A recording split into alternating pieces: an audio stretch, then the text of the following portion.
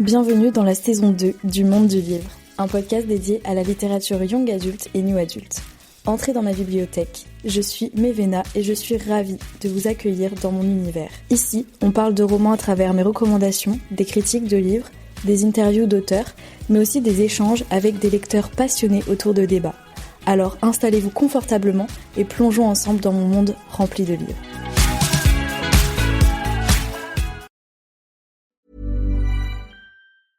Un simple swipe peut tout changer.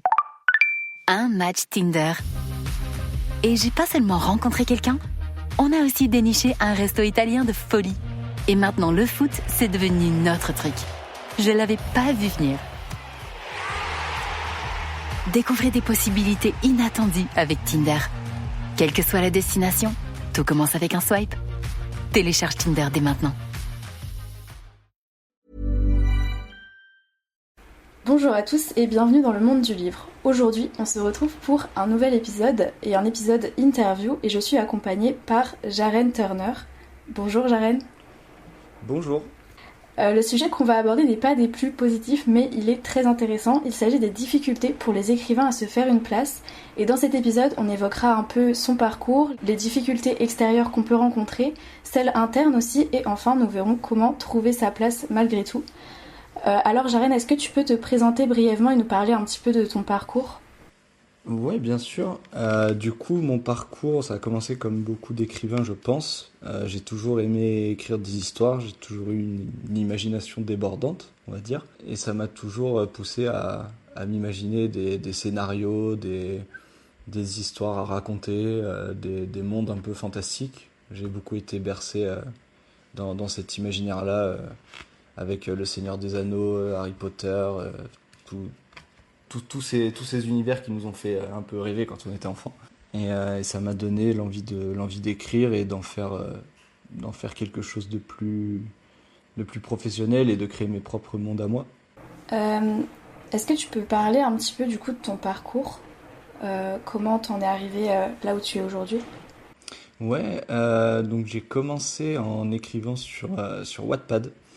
J'ai découvert cette plateforme un peu par hasard parce que c'était ma copine de l'époque qui lisait les romans d'Anatole, After. Et en fait, j'ai vu sur la couverture d'un de ses romans qu'elle remerciait ses débuts sur Wattpad. Et du coup, je me suis un peu posé la question, je me suis dit, mais qu'est-ce que c'est quoi que Wattpad ?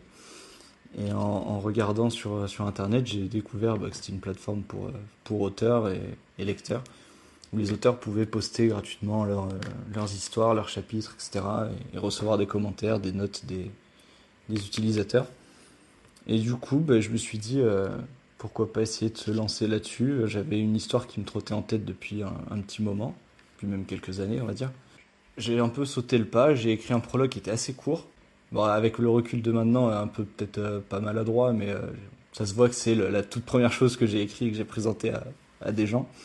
Et voilà, et puis j'ai commencé sur Wattpad, j'ai continué jusqu'à finir mon premier roman sur Wattpad que j'ai diffusé chapitre par chapitre.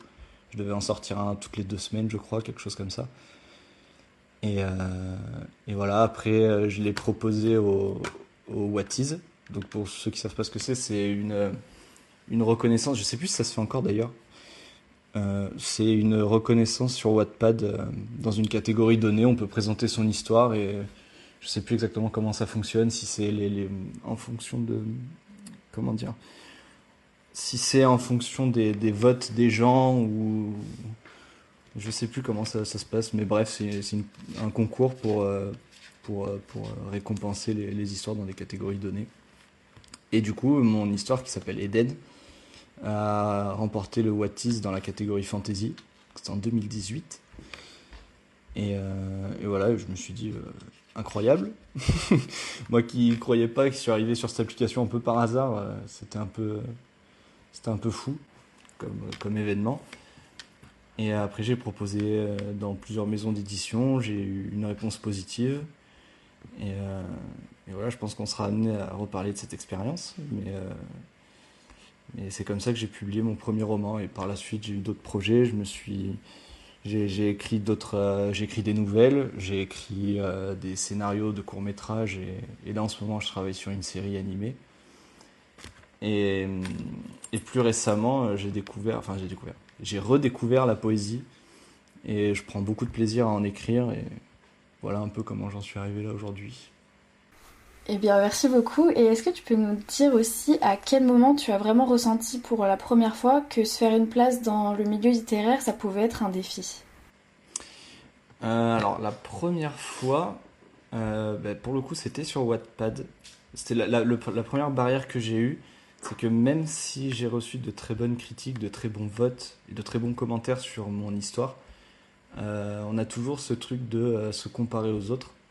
Et je voyais des histoires qui faisaient des millions de vues. Et j'étais là en mode, mais je suis ridicule avec mes petits, avec au début mes centaines de vues, alors que c'est déjà énorme. Mais j'ai ressenti un peu cette concurrence qu'il pouvait y avoir dans le milieu littéraire à ce moment-là.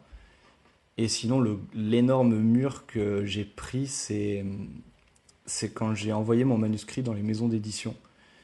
Et voilà, parce que j'ai envoyé beaucoup de manuscrits dans de grandes et moyennes et des petites maisons d'édition. Et c'est vrai que c'est là où on se rend compte que c'est pas si facile d'en intégrer une. Et pour moi, c'est vraiment la plus la claque qui te ramène à la réalité un peu quand tu passes d'une plateforme comme Wattpad au monde de l'édition. C'est tous les refus que tu peux avoir, alors que c'est normal, hein, mais je pense que c'est l'une des plus grandes difficultés, c'est là. Bah justement, on va parler un peu des difficultés extérieures. Et tu nous as parlé du coup d'une expérience avec le milieu de l'édition. Est-ce que tu peux nous en parler un petit peu plus? Ouais, bien sûr. On a le droit de citer le nom. Bon, après, la maison d'édition n'existe plus actuellement, mais... Bah peut-être cite pas le nom au cas où. Ok, ouais, dans le doute, on va la garder, on va la garder tacite. On va la garder secrète. Mais bref, ouais, donc comme je t'ai dit, j'ai envoyé pas mal de manuscrits dans plusieurs maisons d'édition et j'ai eu une seule réponse dans les quelques semaines qui ont suivi mon envoi. J'en ai eu une plus tard, mais j'étais déjà engagé avec cette maison d'édition, donc pour le coup, avec le recul, je me rends compte que j'étais un peu dégoûté. Mais du coup, cette maison d'édition m'a fait un peu miroiter des choses.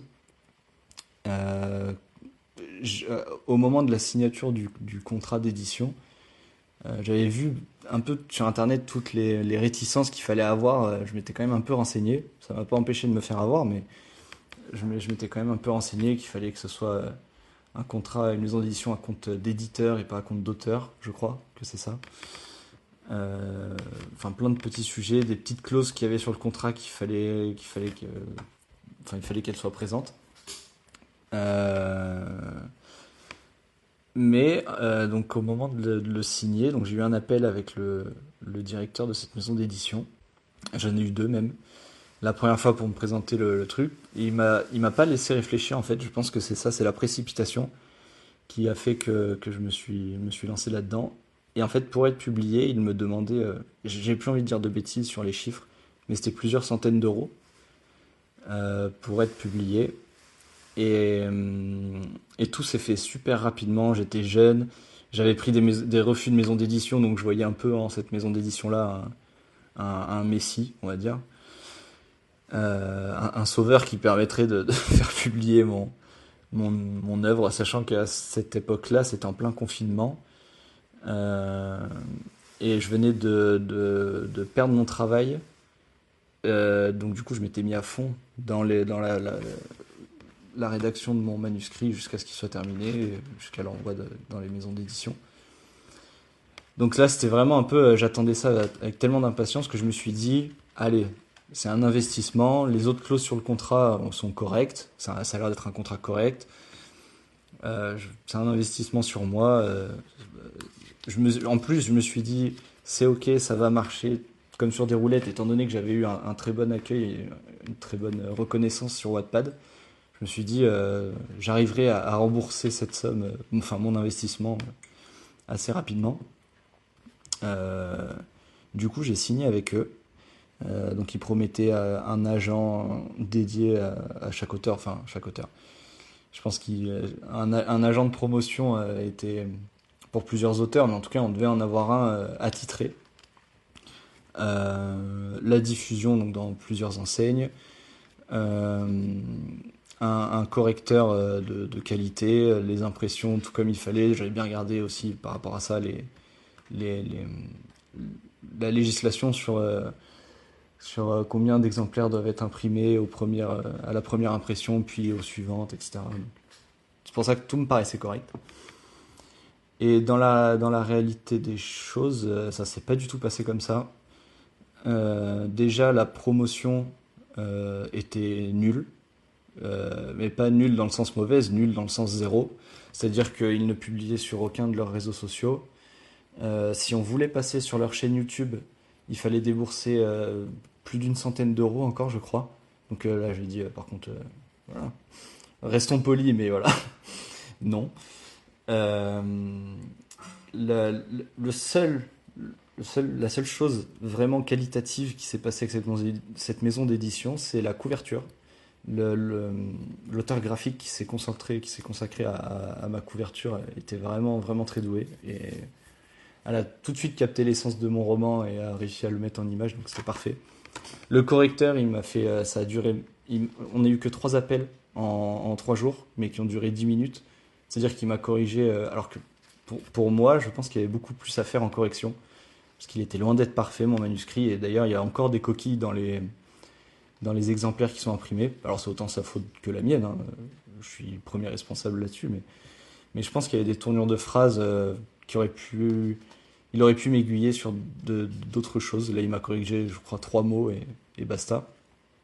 Donc, bon, c'est pas terrible. Euh, Et puis après, donc tout ce qui était promotion, bah, c'était pas incroyable. Ils promettaient monts et merveilles pour les salons du livre. Au final, la plupart, c'est moi qui ai dû les trouver tout seul et m'y inscrire tout seul. Euh, Quoi d'autre? Qu'est-ce que je peux dire? Les pauvres, je suis en train de les... Enfin, les pauvres, non, parce que ils méritent que je les incendie, mais surtout, vu comment ça s'est terminé. Euh, Mais qu'est-ce que je peux dire d'autre? Oui, ils étaient très obscurs sur les ventes. Donc je recevais un bilan annuel et un chèque par an pour les ventes. Mais si tu essayais de les appeler au courant de l'année, ils ne voulaient absolument pas te donner les chiffres des ventes que tu avais fait.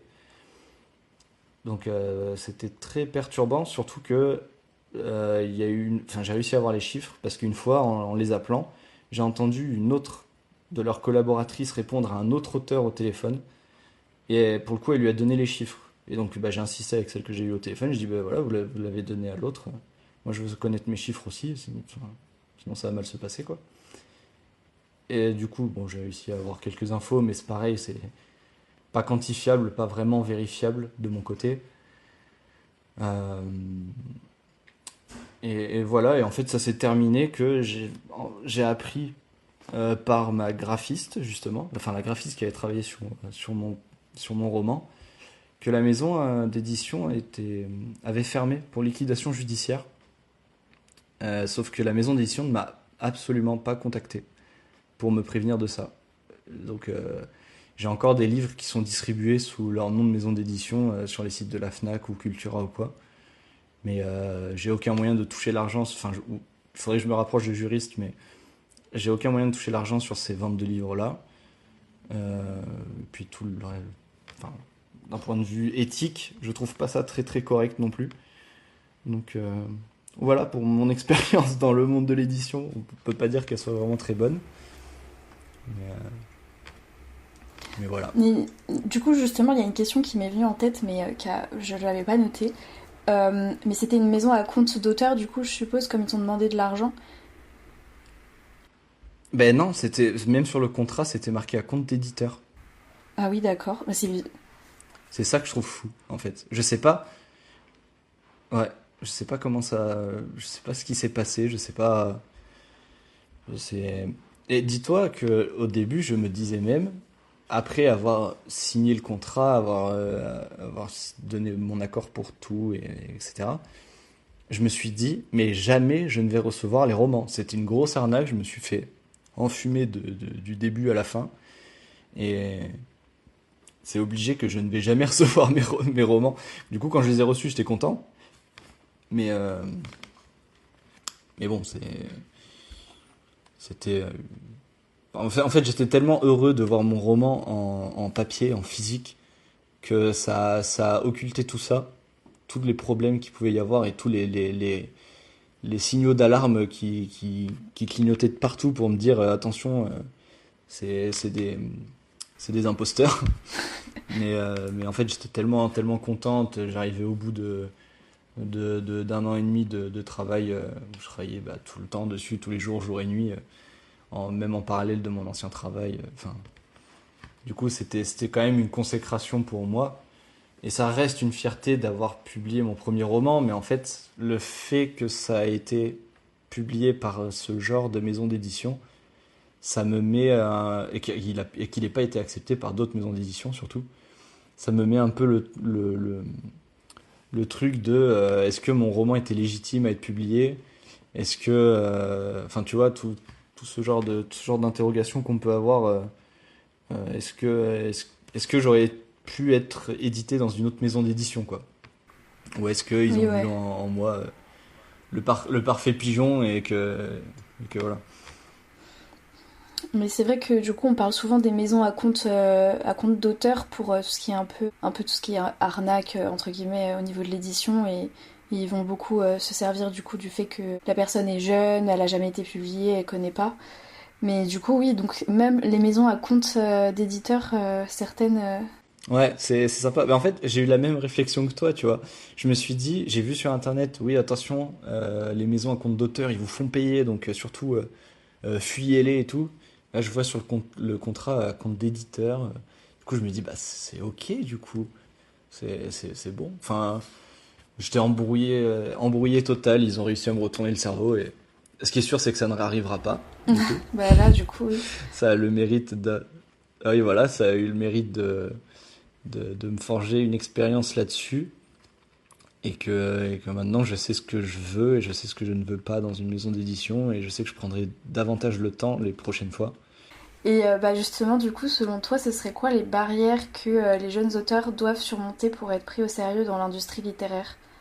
Alors, je pense qu'il y en a plusieurs. Donc déjà, faire attention À la maison d'édition. qui vous édite, à la maison d'édition, voilà. Prendre le temps, surtout ne pas se précipiter. Parce que ça, c'est un truc, on est dans l'euphorie du moment et il faut pas. Et c'est surtout aussi, je pense, s'il y en a qui ont été comme moi, avec un premier roman qui a été très fluide au moment de l'écriture. C'est-à-dire que j'avais pas forcément de discipline, pas forcément de routine d'écriture. En fait, j'aimais tellement sur le moment l'histoire que j'écrivais, et j'avais pas forcément de pression, on va dire, que c'était relativement facile. Et en fait, j'ai cru que ça allait être ça pour tous les travaux sur lesquels je travaille, enfin sur lesquels j'ai travaillé. Un simple swipe peut tout changer. Un match Tinder. Et j'ai pas seulement rencontré quelqu'un, on a aussi déniché un resto italien de folie. Et maintenant, le foot, c'est devenu notre truc. Je l'avais pas vu venir. Découvrez des possibilités inattendues avec Tinder. Quelle que soit la destination, tout commence avec un swipe. Télécharge Tinder dès maintenant.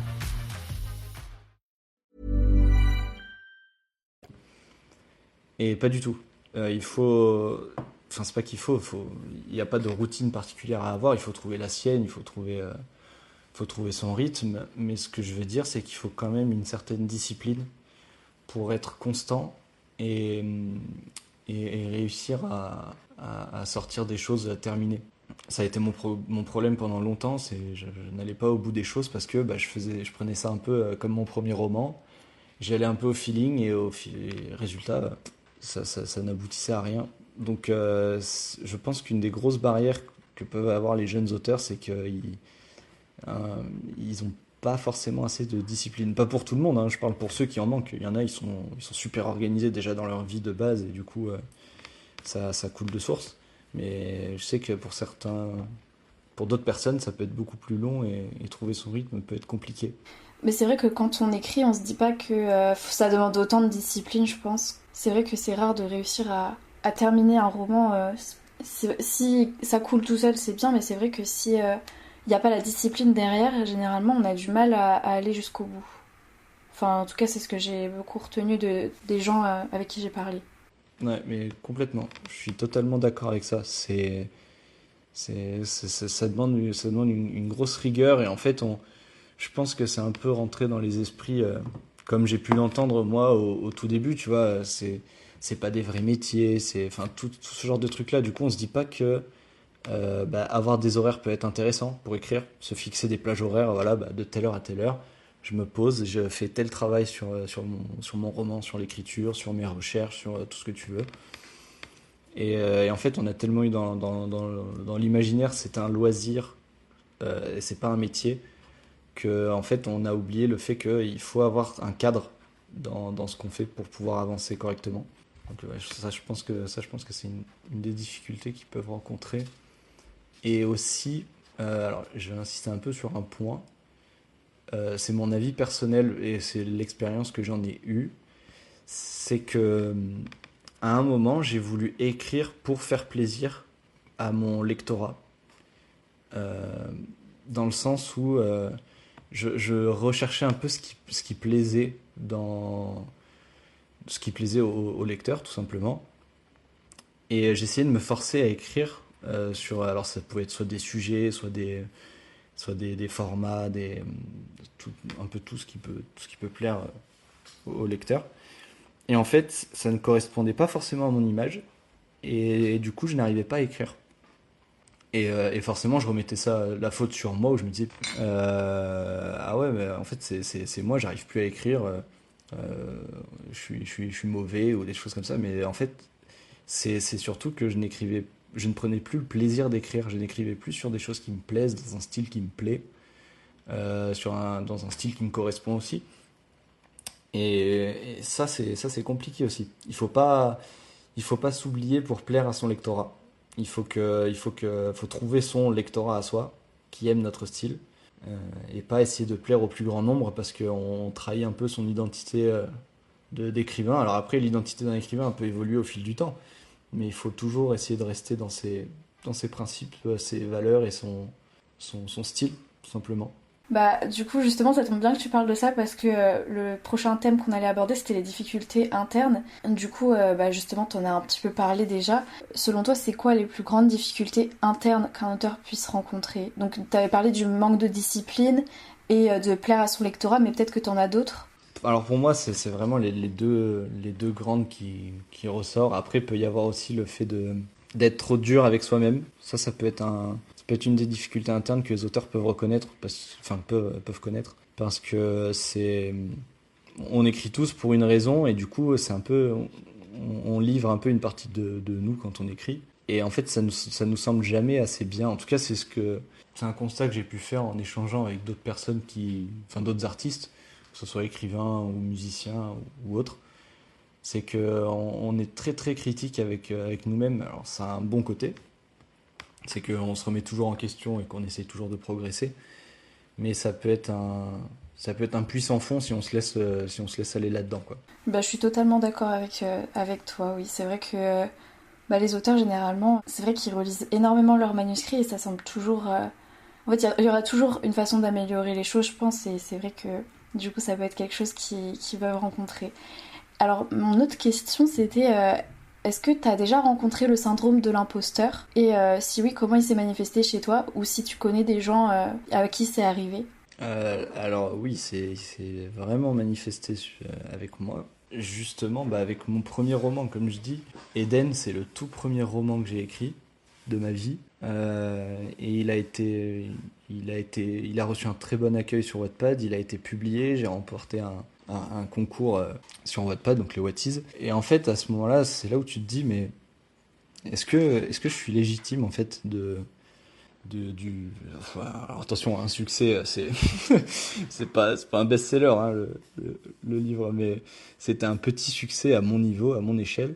Et du coup, je voyais d'autres personnes avec qui j'échangeais sur Wattpad et tout, qui était là depuis beaucoup plus longtemps que moi et qui recherchait justement ces consécrations là des What Is ou le fait d'être signé dans une maison d'édition, même si c'était des imposteurs, mais le fait d'avoir été signé au final, il y en a, enfin c'était quand même, comme j'ai dit, une certaine reconnaissance. Et en fait, je me sentais pas légitime dans le sens où c'était mon premier roman que j'écrivais. Pour moi, il est loin d'être parfait, très loin d'être parfait même. Qu'on en revient à être trop critique avec soi-même, mais honnêtement, j'ai envie presque de faire une réécriture d'Eden pour que ce soit un peu plus sympa. Mais moi, il s'est manifesté comme ça en fait pour cette œuvre-là. Et j'ai fait d'autres travaux par la suite qui n'ont pas reçu, alors qui ont été appréciés, mais qui n'ont pas reçu le succès de Eden. Et du coup, ça a encore plus accentué ça. Ça m'a fait me dire, mais en fait, c'était un coup de bol. J'ai rien à faire dans le milieu. Enfin, c'est le genre de réflexion qui ont pu arriver, quoi. Justement, parfois on est parfois son pire ennemi quand on écrit. Est-ce que tu peux nous partager un moment où tu as eu l'impression vraiment de te saboter toi-même un peu durant ton parcours? Alors me saboter moi-même dans mon parcours, ça a dû, enfin c'est arrivé. En fait, je pense que c'est arrivé en délaissant certains de mes travaux. En fait, je me suis saboté moi-même en laissant à l'abandon. Je commençais à travailler sur quelque chose qui était très bien. Et en fait, le fait de ce manque de légitimité, de pas aimer ce que j'écris, enfin en étant un peu trop critique alors que j'avais des retours autour de moi qui disaient que c'était bien. Euh, je pense que c'est là où je me sabote en fait, c'est que je laisse trop mon cerveau prendre la place sur ce genre de truc. Et du coup, je ne vais pas au bout. Je me dis, bah non, de toute façon, c'est nul. Du coup, je laisse tomber et je passe à autre chose. Oui, c'est vrai que du coup, quand on a ce syndrome de l'imposteur, on peut parfois avoir l'impression de se saboter soi-même, quoi. Du coup, j'allais passer justement à la partie trouver sa place malgré tout. Du coup, t'as fait évoluer ton style, t'es passé de roman à la poésie, aux nouvelles. Et est-ce que tu penses que c'est justement en t'essayant à d'autres styles, ça a été un peu une façon de te reconnecter avec ton authenticité, si je peux dire? Alors oui. Euh, oui, oui, complètement. En fait, je me suis lancé dans l'écriture de romans parce que pour moi, au tout début, en fait, c'est pour le premier projet que j'avais eu, c'était ce qui me semblait le plus facile. Alors que pas du tout, mais enfin, chaque format est compliqué, difficile et a ses propres difficultés. Mais mon rêve initial, c'est d'être scénariste. Donc en fait, le fait d'avoir commencé à écrire des scénarios de courts-métrages, de travailler sur une série animée, j'ai aussi travaillé sur un jeu vidéo. C'est vraiment ce qui me plaît le plus dans l'écriture, c'est ça, c'est l'écriture des scénarios. Au-delà de la création de mondes, d'univers, etc., c'est le format qui me plaît le plus, c'est le script, c'est le scénario. Donc là-dessus, oui, je me suis un peu reconnecté à ce qui m'a fait écrire au tout début et ce qui m'a donné l'envie d'écrire au tout début. Et plus récemment, la poésie, parce que je sais pas trop comment ça m'est venu. En fait, ça m'est venu juste après un, un petit échec. En fait, c'est juste j'ai pas été pris sur un atelier d'écriture, sur une résidence d'écriture plus précisément. J'étais un peu dégoûté, un peu. Ça a été un peu dur quand même. Et en fait, pendant cette petite période-là où j'essaie de digérer cet échec, j'ai découvert certains poètes, enfin certains, ouais, sur les réseaux, des petites poésies qui passaient. Je me suis dit, c'est vrai que la poésie, ça me plaît beaucoup, donc j'ai commencé à essayer d'en lire, à me renseigner davantage dessus, et en fait, je me suis dit, ah, mais ça peut être un exercice très sympa à faire, la poésie. C'est très intime, donc je disais que quand on écrit, à chaque fois, c'est pour livrer une part de nous-mêmes, mais la poésie, c'est au-delà, je trouve. Et du coup, la poésie me plaît beaucoup. J'en écris énormément en ce moment, je suis très inspiré pour le coup. Et en fait, c'est un format qui est très court, qui demande énormément de travail quand même, mais c'est plus rapide d'arriver au bout d'un poème. Enfin, c'est plus simple en tout cas pour moi d'arriver au bout d'un poème qu'au bout d'un chapitre ou d'un roman. Là, je suis en train d'écrire un recueil de poèmes, du coup.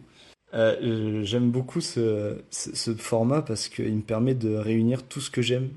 Et du coup, je disais que donc la poésie, j'aime beaucoup ce format parce que ça regroupe tout ce que j'aime dans l'écriture.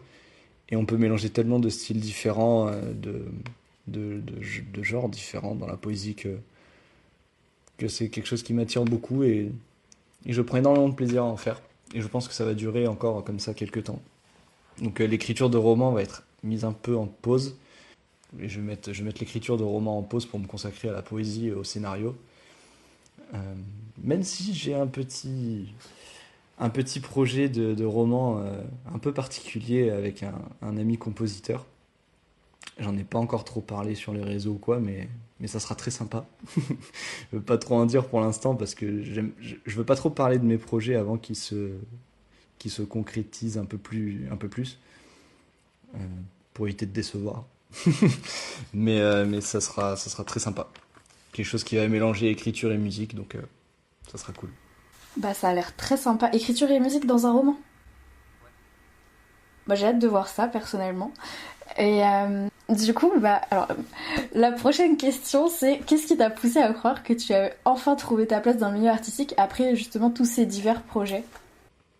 Alors déjà, il y a l'entourage. Comme je dis, je me suis un peu entouré d'artistes ces derniers temps, à travers les différents projets que j'ai pu faire. Et, euh, et déjà, eux me disent que j'ai ma place, donc ça fait plaisir d'avoir une reconnaissance d'autres artistes dans le milieu. Ça, c'est vraiment cool. Et c'est surtout que je me rends compte qu'en fait, on galère tous. Et vu qu'on galère tous, je me dis, bah, je galère aussi sur certains points. Je trouve que je me rends compte qu'on a souvent les mêmes difficultés, un peu tous. Donc, enfin, on a les mêmes difficultés avec certains petits auteurs, entre guillemets, ou de grands auteurs aussi, ou de grands artistes. Et que c'est un passage un peu obligé, que ça fait un peu la beauté de ce métier, c'est faut vraiment se frayer un chemin, quoi, pour y arriver, donc c'est très intéressant. Ça permet de rester motivé aussi. Et ouais, ce sentiment d'accomplissement et se rendre compte que bah, c'est du travail quand même acharné pour y arriver. Et le fait que je travaille dur pour y arriver, je me dis que j'ai toute ma place parce que ça me plaît, c'est vraiment ce que je veux faire de ma vie et voilà. Je pense que c'est ça qui m'a fait me dire que j'ai toute ma place dans ce milieu. Et est-ce qu'il y a quelque chose qu'on n'a pas abordé durant l'interview dont tu aimerais parler maintenant? On peut parler de euh, comment faire pour se remettre d'un échec. Enfin, comment dire? Comment surmonter les obstacles? Ouais, c'est ça. C'est comment surmonter les obstacles. Ouais. Ça peut être intéressant à aborder rapidement, hein, Bah vas-y. Ok. Alors pour ma part, ça commence toujours par ça va être très bizarre, par de la colère déjà. Je suis très en colère de ne pas avoir réussi, mais pas forcément envers ceux à qui je devais rendre un travail ou quoi, ou ceux qui m'ont pas sélectionné tout simplement, même si des fois ça peut arriver, mais surtout un sentiment de colère envers moi-même en me disant bah, j'aurais pu mieux faire tout simplement. Si j'ai pas été pris, c'est que bah, j'ai pas été suffisamment bon et que du coup bah, il va falloir travailler pour ça. Et du coup, bah, il y a toujours une période d'acceptation après un échec ou un gros blocage. Il faut digérer les informations, il faut surtout pas se précipiter dans le. Faut se laisser le temps en fait, avant de rebondir. Ce temps-là est bénéfique, il faut essayer de se changer les idées, essayer de voir d'autres choses, de s'intéresser vraiment à autre chose, de déconnecter pendant un certain temps. Alors c'est variable, hein, ça peut être quelques jours, ça peut être quelques semaines, un mois. Faut pas que ça dure trop longtemps parce qu'après on n'y revient plus. Mais voilà, je pense qu'il faut digérer et après se recentrer un peu sur le travail. Et on en revient à la notion de discipline où il faut se remettre dedans et c'est parti. Mais je sais que l'entourage aide beaucoup aussi à ça.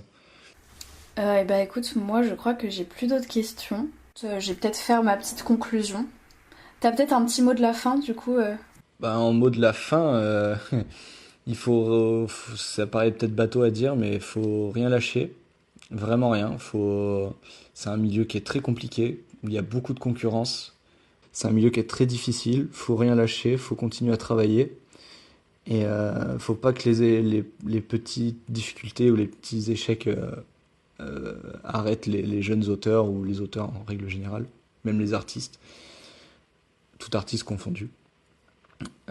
Parce que il y en aura toujours. Je pense que ce soit petits, grands auteurs, grands artistes ou quoi, on a chacun des difficultés à surmonter tout le temps.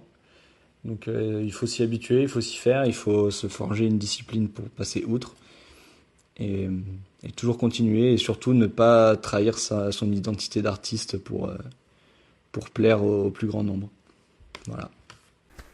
Merci beaucoup Jaren. Écoutez, c'est déjà la fin de cet épisode. J'espère qu'il vous aura plu et qu'il vous aura appris des choses sur le milieu littéraire et le milieu de l'édition. Et s'il y a des jeunes auteurs parmi vous, j'espère que vous en tirez quelques conseils. Écoutez, je vous dis à bientôt et on se retrouve pour un nouvel épisode la semaine prochaine. Gros bisous. Un simple swipe peut tout changer. Un match Tinder. Et j'ai pas seulement rencontré quelqu'un, on a aussi déniché un resto italien de folie. Et maintenant le foot, c'est devenu notre truc. Je l'avais pas vu venir. Découvrez des possibilités inattendues avec Tinder. Quelle que soit la destination, tout commence avec un swipe. Télécharge Tinder dès maintenant.